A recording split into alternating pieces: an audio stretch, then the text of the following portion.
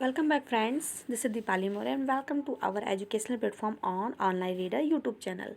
So, friends, here this is the session for you psychology, मनोविज्ञान for आपके all C TET, super TET, KVS, state level के जो भी TET होते हैं, REET, Rajasthan TET and specially first and second grade के जितने भी शिक्षक भर्तियां होती हैं उन सभी के एग्ज़ाम के पॉइंट ऑफ व्यू से हम यहाँ पर मनोविज्ञान टॉपिक को वन बाय वन डिस्कस करते हैं। तो फ्रेंड्स, अभी रिसेंटली लास्ट हमने डिस्कस किया था क्या, अधिगम से संबंधित। तो फ्रेंड्स, यहाँ पे अपने रूल के अकॉर्डिंग जो भी हम टॉपिक, जो भी सेशंस हम ओवर करते हैं, एट लास्ट उससे रिलेटेड जितने भी क्वेश्चंस बन सकते हैं उन सारे क्वेश्चंस को वन वीडियोज़ में हम डिस्कस करते हैं। तो अभी लास्ट वीडियो की सीरीज़ से ही हमने मनोविज्ञान में को डिस्कस किया, उसके बाद से हमने विकास के क्रम देखे, एंड अभी जो हमने पॉइंट्स को लिया है यहाँ पर वो क्या है, अधिगम। तो अधिगम चैप्टर ओवर होने के बाद में अधिगम से संबंधित हमने उसके प्रकार जो थे, उसका विकास क्रम क्या था, परिभाषाएं जो विभिन्न प्रकार के मनोवैज्ञानिकों ने दी थी, वो उसके जो भी विभिन्न मनोवैज्ञानिकों जो भी सिद्धांत दिए थे, वो सारी चीज़ें हमने कवर की लास्ट वीडियो की सीरीज़ में। तो जो भी फ्रेंड्स ने नहीं अटेम्प्ट किया, जिनसे स्किप हो गया है, छूट गया है, रह गया है, तो आप सभी से रिक्वेस्ट है, आप वीडियोस की प्लेलिस्ट में जाके वहाँ से मनोविज्ञान के प्लेलिस्ट में चीज़ें आपको मिल जाएंगी सारी, वन बाय वन हमने एक एक मनोविज्ञान के सिद्धांत को एक एक काफ़ी अच्छे से डीपली डिस्कस किया है। तो आप वहाँ से ज़रूर अटेम्प्ट करें, आपको काफ़ी हेल्प होगी, काफ़ी मदद मिलेगी। एंड अब उससे रिलेटेड जो भी यहाँ पे पॉइंट्स बन रहे हैं, क्वेश्चंस बन रहे हैं आपके पेपर के लिए, वो हम चीज़ें डिस्कस करेंगे। तो आप सभी से रिक्वेस्ट है, जिन्होंने चैनल को सब्सक्राइब नहीं किया तो सब सब्सक्राइब करें चैनल को, एंड हाँ, दोस्तों के साथ शेयर करना बिल्कुल मत भूलें। एंड हाँ फ्रेंड्स, आप सभी से रिक्वेस्ट है, आप हमें अनअकैडमी पर भी ज्वाइन कर सकते हैं। अनअकैडमी पर आप हमें दीपाली मौर्य के नाम से ज्वाइन करके वहाँ पर फॉलो कर लीजिए, एंड वहाँ पर आपको आपके पेपर, आपके एग्ज़ाम के लिए, शिक्षक भर्ती के लिए आपके 430+ वीडियोस आपको वहाँ पे मिल जाएंगी। तो वो सारी वीडियोस आपके टीचिंग एग्जाम को ध्यान में रखते हुए हमने क्रिएट किया है। ऑल सब्जेक्ट से रिलेटेड है, प्रीवियस ईयर पेपर है, model paper, expected question paper है, क्विजेस हैं, सारी चीज़ें वहाँ पे आपको मिल जाएंगी। तो आप सिंपली जो है अनअकैडमी का लर्निंग ऐप डाउनलोड करके वहाँ से आप हमें फॉलो कर सकते हैं। आइए आज का क्वेश्चन आंसर की सीरीज हम रन कराते हैं। एंड आज के क्वेश्चन सीरीज में जो हमारा पहला क्वेश्चन है वो क्या है, सीखना विकास की प्रक्रिया। अब यह एक स्टेटमेंट है। इसी तरीके के क्वेश्चंस स्पेशली आपके सीटेट में बहुत ही ज़्यादा पूछे जाते हैं फ्रेंड्स। अगर आप प्रीवियस ईयर पेपर देखिएगा तो वहाँ पे आपको काफ़ी ज़्यादा ये सारी चीज़ें मिलेंगी, देखने को मिलेंगी कि इस टाइप के क्वेश्चंस पेपर बनते हैं। तो अधिगम महत्वपूर्ण प्रश्नोत्तरी है, अधिगम की महत्वपूर्ण प्रश्नोत्तरी में सीखना विकास की प्रक्रिया है। तो सीखना विकास की प्रक्रिया यह किसने कहा था, ये आपको यहाँ पे बताना है। तो यह किसने कहा था, ये कहा था आपके वुडवर्थ महोदय ने। वेरी मोस्ट इंपॉर्टेंट, बट यहाँ पे हमने वन लाइनर सारी चीज़ें ऐड कर दी हैं ताकि कम समय में अधिक से अधिक डाटास एंड सारे क्वेश्चंस हम आपके साथ शेयर कर पाएँ, आपको डिलीवर कर पाएँ। इसलिए हमने ऑप्शंस को स्किप कर दिया है, हमने direct exact question exact answer लिया है ताकि क्वेश्चन बहुत ज़्यादा हैं तो सारी चीज़ें यहाँ पे हम वन वीडियोज़ में कवर कर सकें। तो नेक्स्ट क्वेश्चन है, अस्वाभाविक उत्तेजक के प्रति स्वाभाविक उत्तेजक के समान होने वाली प्रतिक्रिया को कहते हैं। तो क्या कहते हैं, यहाँ पे हो जाएगा आपका अनुकूलित प्रतिक्रिया। चीज़ें समझ पाएँ तो लाइक कर दीजिएगा ज़रूर सेशन को। आइए आगे क्या है, अधिगम जो है सीखने की विशेषता है। दैट मीन्स अधिगम को ही हम सीखना कहते हैं, और अधिगम की विशेषता है। तो अधिगम की क्या क्या क्या विशेषता है, तो है सीखना परिवर्तन है, सीखना सार्वभौमिक है, सीखना उद्देश्यपूर्ण है। तो यहाँ पे आपको ये सारे ऑप्शन देने के बाद मिलेगा एक ऑप्शन आपको ऑल का मिलेगा, तो वहाँ पे आपको ऑल क्वेश्चन फाइंड करना है। दैट मीन्स आपको वहाँ पे ऑल पे टिक करना है। नेक्स्ट क्वेश्चन है, उपयोग व अनुपयोग के अंग अंग हैं। क्वेश्चन वेरी इंपॉर्टेंट है। तो उपयोग व अनुपयोग के अंग है, तो यहाँ पे राइट आंसर बनेगा अभ्यास के नियम। दैट मीन्स अभ्यास का नियम जो 1930 में आया था, ये चीज़ें क्या है, उपयोग और अनुपयोग का नियम इससे संबंधित माना गया है। जिन भी फ्रेंड्स ने अगर हमारी डिटेल क्लासेस अटेम्प्ट की होंगी तो उन्हें ये चीज़ें काफ़ी अच्छे तरीके से समझ में आ रही होंगी, सारे क्वेश्चन के आंसर वो अच्छे तरीके से फाइंड कर पा रहे होंगे। आइए आगे क्या है, नेक्स्ट क्वेश्चन, सीखना के एक विषय का स्वरूप होना चाहिए। मतलब सीखना जो है एक विषय का स्वरूप होना चाहिए। तो क्या है, सरल से कठिन की ओर। कैसा होना चाहिए, सरल से कठिन की ओर, यह एक विशेषता होनी चाहिए। चीज़ें समझ पाएँ, वेरी वेरी मोस्ट इंपॉर्टेंट सारी चीज़ें हैं, बहुत ज़्यादा इंपॉर्टेंट है ये सारी चीज़ें। आगे है नेक्स्ट क्वेश्चन, अधिगम का स्थानांतरण सर्वाधिक होता है। तो अधिगम का स्थानांतरण सर्वाधिक कब होगा? जब परिस्थितियां समान होंगी, मतलब कि समान परिस्थितियों में छात्र के आधार पर उसकी अनुकूलित जब परिस्थितियां उत्पन्न की जाएंगी तो अधिगम का स्थानांतरण सर्वाधिक होगा। ये चीज़ें हमने आपको जो है अधिगम के ग्राफ मॉडल में काफ़ी अच्छे तरीके से समझाया है, वहाँ पे वो चीज़ आप देख लीजिएगा। अधिगम की सफलता का मुख्य आधार है। तो अधिगम की सफलता का मुख्य आधार क्या है? लक्ष्य की प्राप्ति की उत्कृष्ट इच्छा। लक्ष्य की प्राप्ति की उत्कृष्ट इच्छा क्या है? अधिगम की सफलता का मुख्य आधार है। नेक्स्ट क्वेश्चन है, प्रेरणा प्रबल ह्रास सिद्धांत के प्रदाता हैं। तो प्रेरणा प्रबल ह्रास सिद्धांत वेरी वेरी मोस्ट इम्पोर्टेंट। प्रबलन का सिद्धांत, सबलीकरण का सिद्धांत, प्रेरणा प्रबलन ह्रास का सिद्धांत, ये सारे सिद्धांत किसने दिए हैं? हमने अपने CL हल महोदय के प्रबलन या सबलीकरण के सिद्धांत में हमने इसके उपनामों को, इसके प्रकारों को, इन्होंने क्या कुछ धारणाएं दी थी वो हमने काफ़ी डिटेल में डिस्कस किया है। तो इसका राइट आंसर क्या बन जाएगा? CL हल महोदय। आगे बात करें आशावादी, मानवतावादी या मांग की जनक। तो आशावादी या मानवतावादी या आ जाए मांग का जनक, तो ये तीनों ही उपनामों से अगर क्वेश्चन पूछे जाते हैं तो यहाँ पे इस क्वेश्चन का जो आपका राइट आंसर बनेगा वो क्या हो जाएगा? मैस्लो। क्या हो जाएगा फ्रेंड्स? आपका हो जाएगा मैस्लो राइट आंसर। नेक्स्ट, प्रशिक्षण एवं अनुभव के द्वारा व्यवहार में होने वाले परिवर्तन को सीखना यह अधिगम है। सीखना यह अधिगम है, दैट मीन्स प्रशिक्षण या अनुभव के द्वारा। तो ये हमने बताया था आपको ट्रिक के माध्यम से। इसका राइट आंसर क्या हो जाएगा? हो जाएगा गेट्स महोदय। गेट्स एक मनोवैज्ञानिक है, तो हमने इसकी ट्रिक आपको बताई थी क्या, कि प्रशिक्षण और अनुभव प्राप्त करने के लिए हम कहाँ जाते हैं? तो विद्यालय में जाते हैं। और विद्यालय में हम कैसे प्रवेश करते हैं? तो विद्यालय के गेट से प्रवेश करते हैं। तो सिंपली हम विद्यालय में उसके गेट से हम प्रवेश करते हैं प्रशिक्षण और अनुभव के लिए। तो ये चीज़ें आपको यहाँ से आसानी से याद हो जाएंगी। बहुत ही ज़्यादा इंपॉर्टेंट है ये, वेरी वेरी मोस्ट इंपॉर्टेंट। इसको आप लगा लीजिएगा आपके सीटेट के लिए। आगे बात करें नेक्स्ट, अधिगम आदत ज्ञान एवं अभिवृत्तियों को अर्जित करना है। अधिगम जो है आदत ज्ञान और अभिवृत्तियों को अर्जित करना है। तो ये किसने कहा था? ये कहा था आपके क्रो एवं क्रो महोदय ने। किसने कहा था? क्रो एवं क्रो महोदय ने कहा था। नेक्स्ट है, अधिगम का मुख्य चालक जो है कहलाता है। तो अधिगम का जो मुख्य चालक है वो क्या कहलाता है? वो आपका अभिप्रेरणा कहलाता है। वेरी वेरी मोस्ट पॉइंट है ये भी। मोटिवेशन, मतलब अधिगम का जो मुख्य चालक वो मोटिवेशन बताया गया है। गेस्टाल्टवादियों ने किस पर विशेष बल दिया है? अब जहाँ पर बात की जाए गेस्टाल्टवादियों की, तो गेस्टाल्टवादियों ने किस पर बल दिया था? गेस्टाल्टवादियों ने प्रत्यक्षीकरण पर विशेष बल दिया था।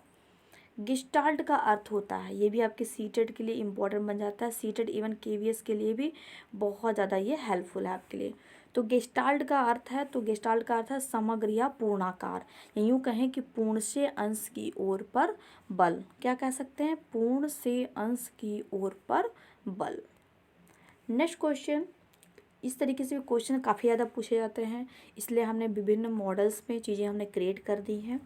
तो जैसे कि हमने डिस्कस किया था थार्नडाइक महोदय का सिद्धांत, पावलोव का सिद्धांत, क्लार्क एल हल का सिद्धांत और कोहलर का सिद्धांत हमने डिस्कस किया है। आप वीडियोज़ में आपको मिल जाएगा प्लेलिस्ट में। तो किन मनोवैज्ञानिक ने क्या धारणाएं व्यक्त की थी, क्या सिद्धांत दिया था, उसको आपको सूची 1 से सूची 2 में आपको मिलान करनी है। तो थार्नडाइक महोदय की अगर हम बात करें तो थार्नडाइक महोदय ने कौन सा सिद्धांत दिया था? उद्दीपन अनुक्रिया का सिद्धांत दिया था। क्या दिया था? थार्नडाइक महोदय ने उद्दीपन अनुक्रिया का सिद्धांत, या यूँ कहें कि SR लर्निंग टाइप थ्योरी दिया था। किसने दिया था? थार्नडाइक महोदय ने। अब आइए बात करें, सेकंड नंबर पे है आपके पावलोव महोदय। पावलोव महोदय ने क्या दिया था? अनुकूलित अनुक्रिया का सिद्धांत। क्या दिया था? अनुकूलित अनुक्रिया का सिद्धांत दिया था। क्लार्क एल हल महोदय, जैसे हमने बताया, पुनर्बलन, सबलीकरण, प्रबलन, ये सारे सिद्धांत किसने दिए थे? क्लार्क एल हल महोदय ने दिए थे। कोहलर की बात करें तो कोहलर ने क्या दिया था? अंतर्दृष्टि सूझ का सिद्धांत। अंतर्दृष्टि का सिद्धांत, सूझ का सिद्धांत, इसी तरीके से विभिन्न नाम उपनाम है इसके। तो मैं आशा करती हूँ ये भी आपके क्वेश्चन सीटेट वगैरह के लिए बहुत ज़्यादा इंपॉर्टेंट है, इवन आपके केवीएस के लिए भी। तो मैं आशा करती हूँ विभिन्न टाइप के जो भी हमने क्वेश्चन क्रिएट किए हैं यह आपको इजी वे में समझ में आएंगे एंड आपको पसंद आएंगे। आइए आगे बात करते हैं नेक्स्ट क्वेश्चन क्या है। गुथरी द्वारा दिए गए सिद्धांत में परिलक्षित होता है। किसके द्वारा? गुथरी के द्वारा दिए गए सिद्धांत में परिलक्षित होता है। क्या होता है? उद्दीपक अनुक्रिया और उद्दीपक अनुक्रिया, मतलब उद्दीपक से अनुक्रिया और फिर अनुक्रिया फिर उद्दीपक। तो ये क्या होता है? गुथरी महोदय के सिद्धांत में व्यक्त होता है।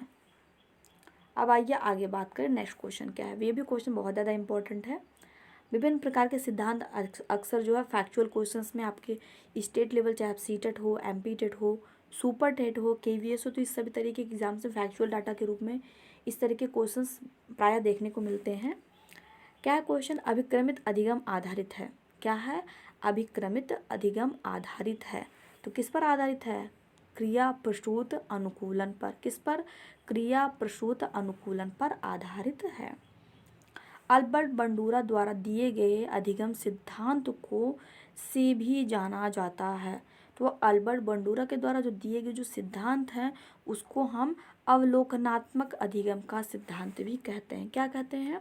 अवलोकनात्मक अधिगम का सिद्धांत भी हम उसको कह सकते हैं। आइए आगे बात करें। बीएफ या पीई समीकरण जो है किसके द्वारा दिया गया था? तो बीएफ जो था बिहेवियर, ये वाला जो सिद्धांत था हमने काफ़ी अच्छे तरीके से डिस्कस किया था। तो किसने दिया था? कुर्ट लेविन महोदय ने दिया था। किसने दिया था? कुर्ट लेविन महोदय ने दिया था। नेक्स्ट है परिकल्पनाओं का निर्माण अधिगम के जिस क्षेत्र से संबंधित है वह किससे क्षेत्र से संबंधित है? संज्ञानात्मक से। परिकल्पनाओं का निर्माण अधिगम के जिस क्षेत्र से संबंधित है वो है आपका संज्ञानात्मक। नेक्स्ट है जैविकीय अनुबंधन का सिद्धांत किसने दिया? तो जैविकीय अनुबंधन का सिद्धांत दिया था हल महोदय ने। किसने दिया था? CL हल महोदय ने दिया था जैविकीय अनुबंधन का सिद्धांत। आवश्यकता की पूर्ति सीखने के प्रक्रिया का आधार है। क्या है? ये स्टेटमेंट आप ध्यान में रखिएगा। आवश्यकता की पूर्ति सीखने की प्रक्रिया का आधार है। तो किसने दिया था? सबलीकरण का सिद्धांत। दैट मीन्स ये जो सिद्धांत है, ये जो स्टेटमेंट है, जो लाइन है, यह आपकी सबलीकरण का जो सिद्धांत है CL हल महोदय के द्वारा दी गई थी उस पर ये आधारित है। नेक्स्ट क्वेश्चन, समस्या के अचानक समाधान की वकालत करने वाले सिद्धांत का नाम है। Very very most important point है कि समस्या के सिद्धांत का मतलब समस्या के अचानक आ जाने से उसके समाधान में जो वकालत की जाती है वो किस सिद्धांत पर आधारित है, किस सिद्धांत के नाम से जानी जाती है? तो वो क्या है? आपका सूझ का सिद्धांत। सूझ के सिद्धांत दैट मीन्स अगर अचानक समस्या आ गई तो उस पर किस प्रकार से सूझबूझ से काम लेना है और किस तरीके से उसको उस समस्या को सॉल्व करना है। तो ये चीज़ें जो हमने काफ़ी अच्छे तरीके से कोहलर के सिद्धांत में हमने आपको बताई भी थी, तो वहाँ से आप देख लीजिएगा क्या है आपका ये सिद्धांत, सूझ का सिद्धांत। आगे बढ़ते हैं। आगे नेक्स्ट क्वेश्चन, बार बार दोहराने से अधिगम को बढ़ावा मिलता है। मतलब कि रिपीट करने से बार बार अधिगम को बढ़ावा मिलता है। किस नियम से इसकी पुष्टि होती है? तो किस नियम से इसकी पुष्टि होती थी? ये होती है अभ्यास का नियम। किससे होती है? अभ्यास के नियम से होती है। व्यवहारवाद के जन्मदाता हैं। किसके जन्मदाता? व्यवहारवाद के जन्मदाता हैं आपके वाटसन महोदय। कौन है? वाटसन महोदय। वेरी वेरी मोस्ट, ये दोनों ही पॉइंट बहुत ज़्यादा इंपॉर्टेंट है। आगे नेक्स्ट क्वेश्चन, अगला क्वेश्चन, एक शिक्षक होने के नाते आप सीखने के किस नियम को नहीं अपनाएंगे? वेरी मोस्ट इंपॉर्टेंट, यहाँ पे आपको ऑप्शन मिलेगा 4 कि एक शिक्षक होने के नाते आप सीखने के किस नियम को नहीं अपनाएंगे। तो यहाँ पे है प्रलोभन का नियम। क्या हो जाएगा? प्रलोभन का नियम आपका यहाँ पे राइट आंसर बनेगा। नेक्स्ट क्वेश्चन, हाथ जोड़कर अध्यापक का अभिवादन करना। ये क्या है? हाथ जोड़कर अध्यापक का अभिवादन करना मतलब प्रणाम करना क्या है? यह भी क्या है? एक प्रकार से अधिगम है, जो कि क्या है? हम अनुकरण के द्वारा सीखते हैं। अनुकरण के द्वारा भी और प्रशिक्षण के द्वारा भी सीखते हैं, लेकिन ज़्यादातर इसको हम कह सकते हैं कि यह अनुकरण के द्वारा सीखा गया एक जो है अधिगम है। ये भी हमने काफ़ी अच्छे तरीके से बताया था विद एग्जाम्पल, आपको ध्यान में होगा। तो आगे बात करें, नेक्स्ट क्वेश्चन है क्वेश्चन नंबर लास्ट, परिपक्वता इत्यादि से व्यवहार में उत्पन्न परिवर्तन को ही हम अधिगम कह सकते हैं। यस और नो, यहाँ पे आपको ऑप्शन दिया जाएगा, तो यहाँ पे आपका हो जाएगा नहीं। इस तरीके से कोई भी मतलब परिपक्वता इत्यादि से व्यवहार में कोई भी अधिगम मतलब नहीं होता। परिपक्वता से ऐसा नहीं है कि 1 वर्ष का बालक है और उसको कुछ भी सिखाया नहीं गया, तो जब वो 5 वर्ष का होता है तो एज इट इज़ वो सारी चीज़ें सीख लेता है, ऐसा नहीं है। तो यही चीज़ें बताई जा रही कि परिपक्वता इत्यादि से व्यवहार में जो परिवर्तन होता है उसको हम जो है जो अधिगम नहीं कर सकते। दैट मीन्स जो है 1 साल का बालक है, वो 5 किलो का भार नहीं उठा सकता है, लेकिन जब वो 5 साल का होता है तो वो 5 किलो का भार उठा लेता है। तो क्या अधिगम है? नहीं, ये तो क्षमता है उसकी। तो इस प्रकार से इसे हम किसी भी प्रकार से उसे अधिगम नहीं कहेंगे। तो फ्रेंड्स देख पा रहे हैं कि सारे क्वेश्चन बहुत ही ज़्यादा इंपॉर्टेंट है।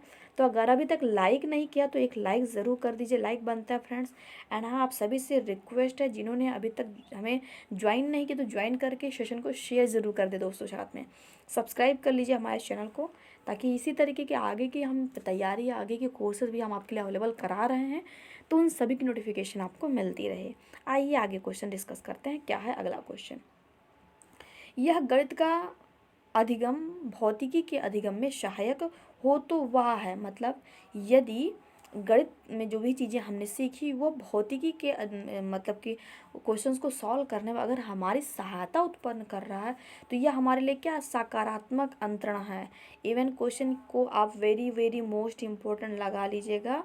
सीटेड के लिए बहुत ज़्यादा इंपॉर्टेंट है एंड केवीएस के लिए। केवीएस में इस तरीके के क्वेश्चन काफ़ी ज़्यादा पूछे जाते हैं, तो ये क्वेश्चन इंपॉर्टेंट टिक कर लीजिएगा।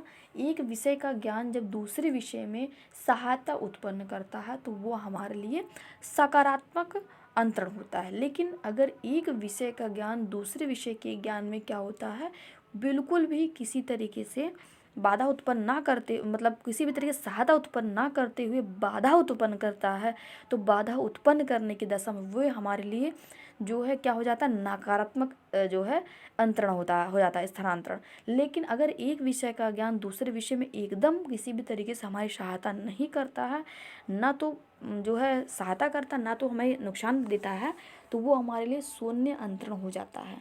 ये हमने अंतरण के तीनों प्रकारों में काफ़ी अच्छे तरीके से विद एग्जाम्पल बाय फिगर हमने आपको दिखाया था, याद होगा आपको। जिन्होंने नहीं अटेम्प्ट किया तो आपसे रिक्वेस्ट है ज़रूर अटेम्प्ट कर लें सेशंस को। उद्दीपक अनुक्रिया के मध्य साहचर्य स्थापित करने वाले प्रक्रम को कहते हैं। तो उद्दीपक अनुक्रिया दैट मीन्स SR के मध्य में जो साहचर्य स्थापित किया जाता है उस प्रक्रम को हम क्या कह सकते हैं, अधिगम कह सकते हैं। आइए आगे बात करते हैं। कबीर के दोहे याद कर लेने पर भी एक बालक की रहीम के दोहे याद करने की शक्ति में सुधार नहीं होने पर कौन सा प्रमुख अंतरण है। जैसे कि मैंने अभी आपको ऑलरेडी यहाँ पे डिफाइन किया, और हमने सेशंस में भी डिफाइन किया था तीनों के प्रकारों में, और हमने ये क्वेश्चंस को आपको बताया भी था।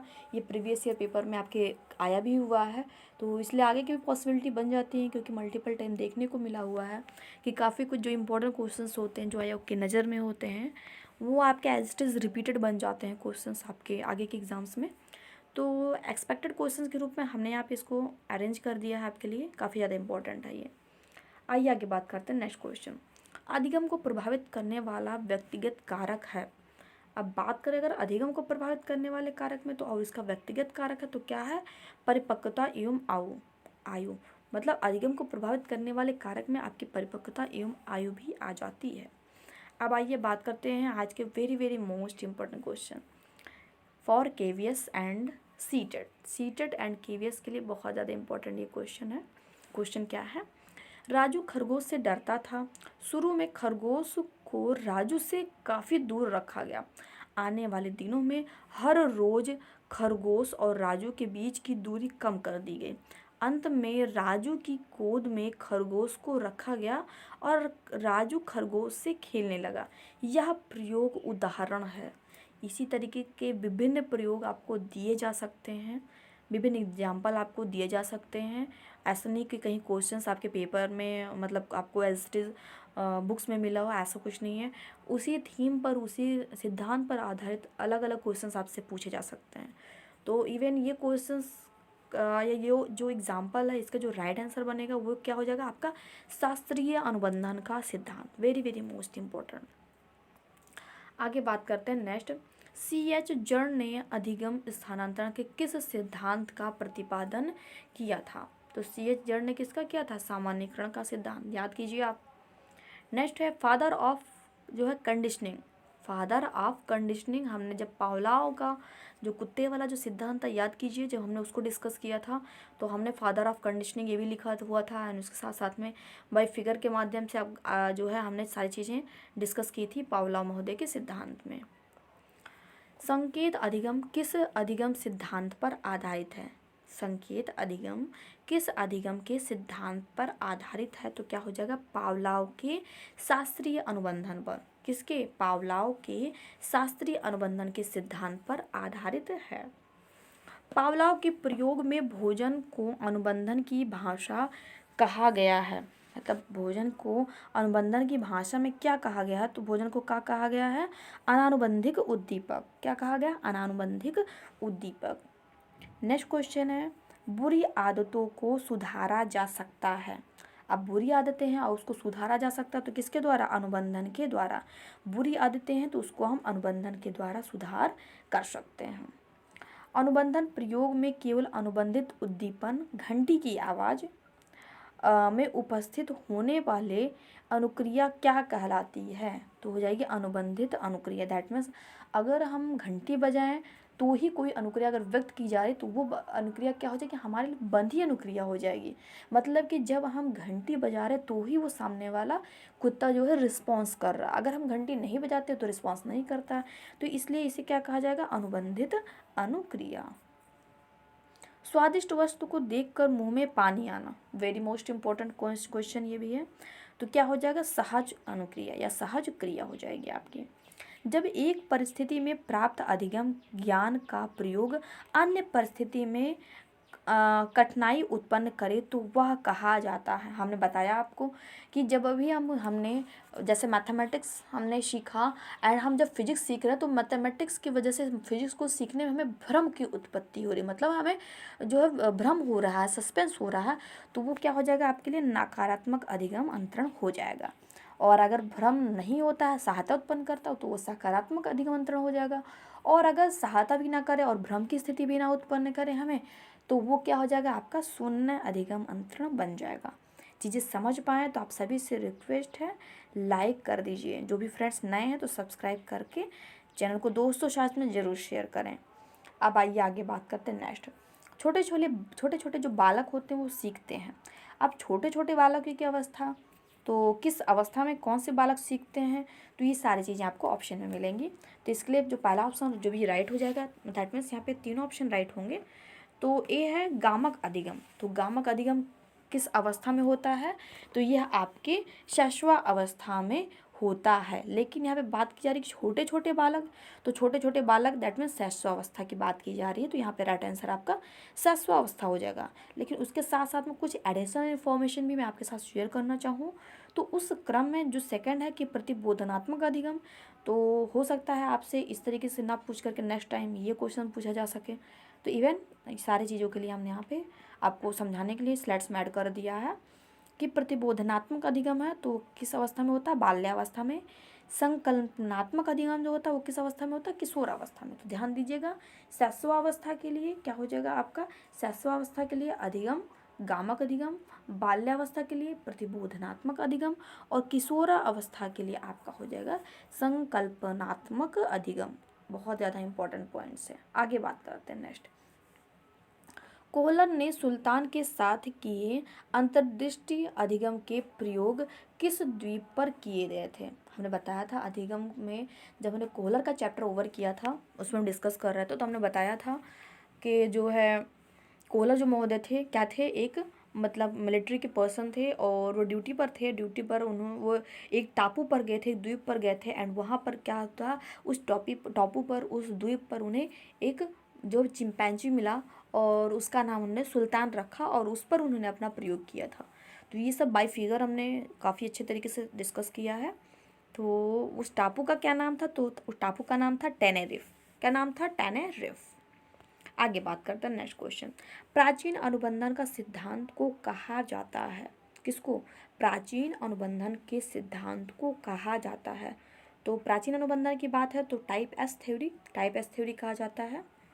ये भी सारे क्वेश्चन आप बहुत ज़्यादा इंपॉर्टेंट है आपके पेपर के लिए, तो ध्यान से सारे क्वेश्चंस को लर्न कर लीजिएगा, स्क्रीनशॉट लेके भी सेव कर लीजिएगा इसको। रॉबर्ट गैने के द्वारा दिया गया अधिगम सिद्धांत है।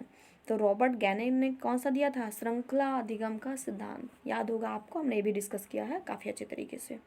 रॉबर्ट एंड गैने महोदय का जो अष्टपदीय सोपानके का सिद्धांत हमने यूँ कुछ ग्राफ में हमने बताया था, तो वो 8 ग्राफ, आप 8 जो यहाँ पार्ट्स थे क्या थे, उनका नाम क्या था, सबसे निम्न स्तर का क्या था, सबसे उच्च स्तर का क्या था, व्यवहारवादी कौन सा था, निम्नवादी कौन सा था, ये सारे आपके लिए काफ़ी ज़्यादा इंपॉर्टेंट बनते हैं। तो वो सारे चीज़ों के लिए आप जो है वीडियोस ज़रूर अटेम्प्ट कर लें रॉबर्ट एम गैने महोदय की। अदरवाइज़ नीचे प्लेलिस्ट की जो डिस्क्रिप्शन में हमने लिंक दे रखी है प्लेलिस्ट की, वहाँ से भी अटेम्प्ट कर सकते हैं। एंड हाँ फ्रेंड्स, आप हमें अनअकैडमी पर ज्वाइन करना बिल्कुल मत भूलें। अनअकैडमी पर आप हमें दीपाली मौर्य के नाम से ज्वाइन कर सकते हैं। किस नाम से? दीपाली मौर्य के नाम से फॉलो कर सकते हैं। आगे बात करते हैं, आगे क्या क्वेश्चन था रॉबर्ट एम गैने महोदय का। रॉबर्ट एम गैने महोदय के द्वारा दिया गया सिद्धांत क्या था? श्रृंखला अधिगम का सिद्धांत।